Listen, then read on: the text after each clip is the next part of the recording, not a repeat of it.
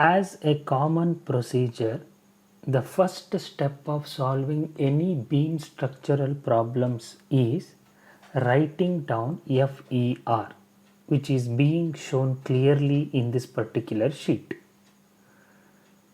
As it has been told earlier, at each point of application of loads on a beam structural member, you students need to create one node. From the sketch, it is clear that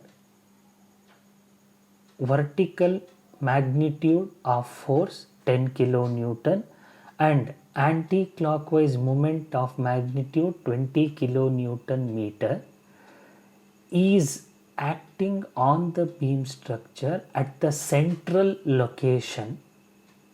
You need to create one node in addition to two end nodes.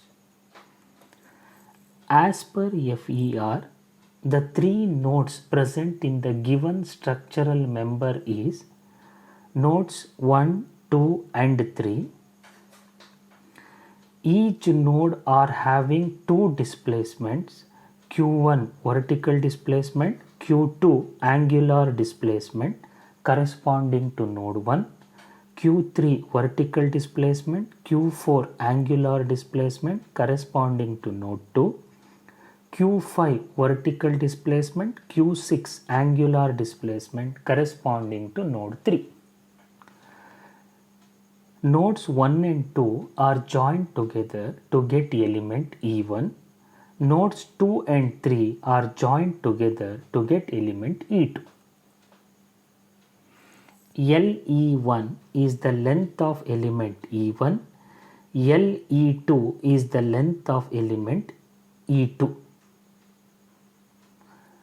As it has been told in the previous video, since the cross-sectional geometry in this particular beam structure is a rectangular one, the values of B and H are used to calculate mass moment of inertia I. That is, mass moment of inertia I equals BH cube by 12. Substitute the value of B as 0.2, H as 0.4, and when you simplify, you are going to get the answer for I as I equals 0.001 meter to the power 4.